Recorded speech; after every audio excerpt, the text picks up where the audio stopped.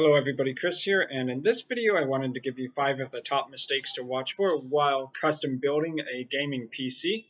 Now, personal opinion, building a gaming PC isn't too tough, but there are some mistakes you gotta watch for, kind of like gotchas. But as long as you follow some of the tutorials you can find online and read your motherboard manual, at least the parts that are relevant while assembling it, you should be alright.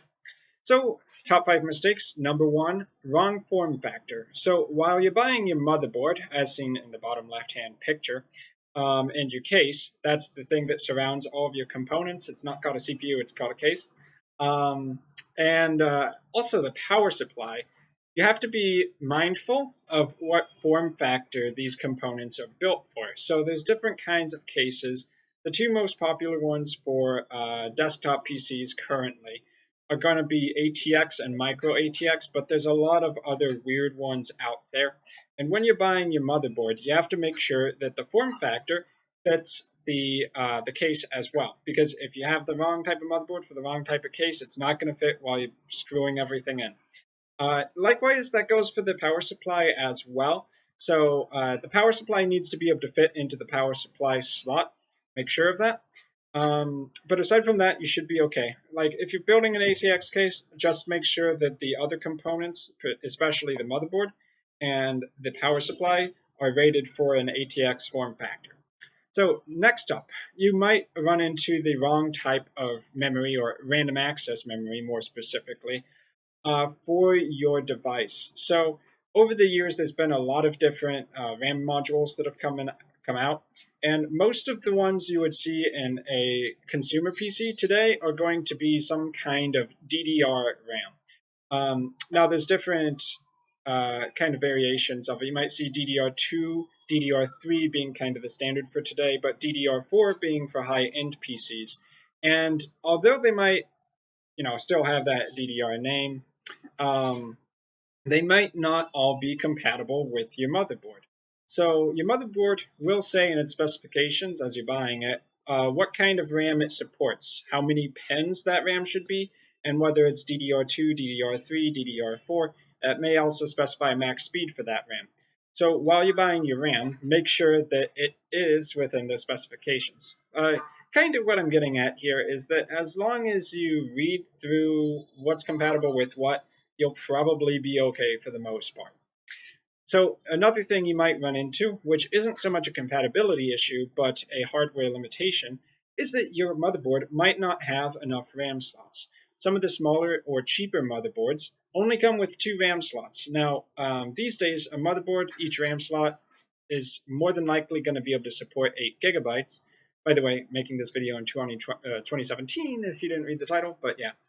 But 2 times 8 means 16 gigabytes, which is fine for most people, but you might run into the case where you actually want to have 32 gigabytes of RAM, either now or later when you actually upgrade some of your components.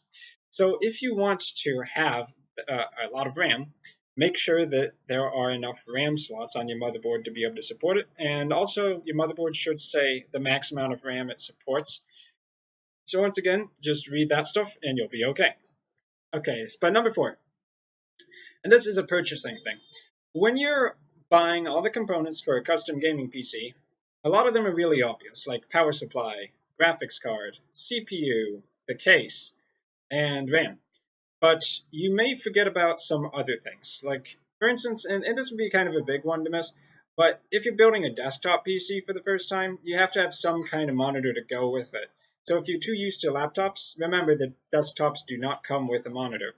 But ones that you'd probably be more likely to miss because they're just smaller things that do matter a little bit.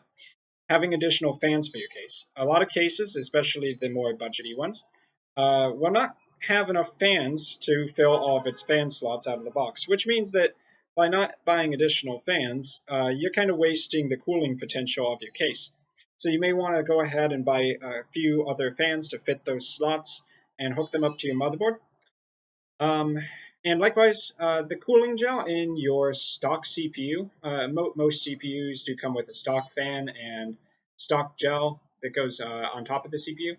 Of course, it'll come with instructions on how to apply it. I recommend you read that.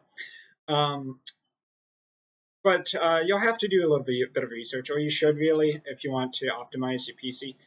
Make sure that the stock fans that are coming with it for your CPU and the stock gel that goes on the CPU are actually good quality, because in the past there's been some issues where the CPU might be perfectly fine, but then the manufacturers kind of cheap out on the gel and the fan.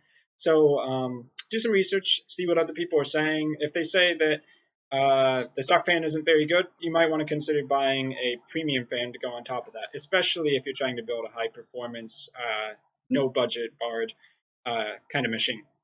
So number 5, and this is going to be the one where we kind of zoom in on this picture over here, is that while you're setting up your motherboard, it's pretty easy to actually mess up the in-out connections, particularly ones that go out to things like your case. So you can see section 11, front in out, you have a bunch of different sections here, like HD audio output, and of course this is going to vary from case to, motherboard to motherboard. Front panel for things like the power button to turn on your PC. You're definitely going to want to hook that up right, and some other things. Now, your motherboard will detail on how to set each of these up. Basically, which kind of plugs go in which of these tiny little crevices. So let me see if I can zoom this in just a bit more for you guys. Okay, now you should be able to see it. So these 4 sections, a bunch of in-out things. You can see these little tiny stubs that kind of come out, and kind of like putting jumpers on them. You have to plug in different components of your case, basically in-out kind of stuff. That's what's going to go here, and you're going to want to make sure that you get all of those correct. Consult your motherboard manual for all of that, because it does vary on a motherboard by motherboard basis. And yeah, if you do get things wrong and for some reason your computer isn't turning on the first time, there's a good chance that you might have messed those connections up. So anyway, overall, in my opinion, building a custom gaming PC isn't too bad, especially if you're already a tech enthusiast. But do take your time, read the manual, watch a couple tutorials, watch other people do it, and you should be okay. So I hope this top 5 mistakes video has helped some of you guys out there. Watch for them, and I will see you guys in my future video content. Till then.